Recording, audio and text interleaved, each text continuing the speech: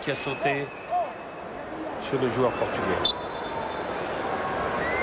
Adriano pour le penalty, attention les Portugais sont montés avec cette tête et l'ouverture du score pour le FC Porto à la suite de cette tête signée Raúl Meireles.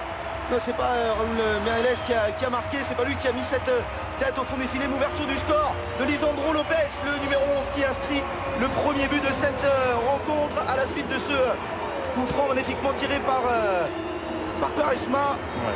On va dire que ça n'est que justice. Pour l'instant, ils étaient véritablement les plus forts. On l'avait dit, ce Portugais qui avait marqué 8 buts depuis le début de la saison. Oh, il est vraiment tout seul.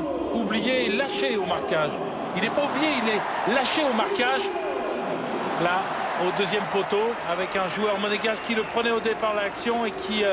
voilà. Attention avec ce centre en retrait. Moussero qui a du mal à se dégager. Que dit monsieur l'arbitre? Penalty. Penalty en faveur du FC Porto. Là, il faudra revoir ce qui s'est... Il a un lâché de marquage en première et un penalty en deuxième contre lui. C'est mieux d'ailleurs que le joueur fautif ne tire pas.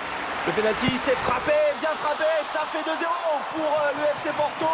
Penalty transformé par Elder Postiga qui vient d'entrer dans cette deuxième mi-temps. Et voilà, le FC Porto qui mène 2-0 et ça va devenir vraiment très compliqué, Bruno, pour les joueurs de la principauté. Ouais, mais ce qui est encore dommage, j'allais dire, ça c'est... On peut l'améliorer, ces petites fautes défensives avec cette faute qui... Moi, je parle pas du penalty, je parle de la faute qu'il a engendrée. Cette faute grossière, voilà, de Berto. Il y a un joueur face à Quaresma, il y a Kamel Meriem qui avait déjà anticipé. Oh ben il peut la siffler l'arbitre. Et du coup il y a la même situation pour les Monégasques avec Pino une nouvelle fois. Sûrement le joueur le plus actif depuis qu'il est rentré. Pino qui provoque un de joueurs, c'est bien fait. Et le but de Pino, il est exceptionnel ce but.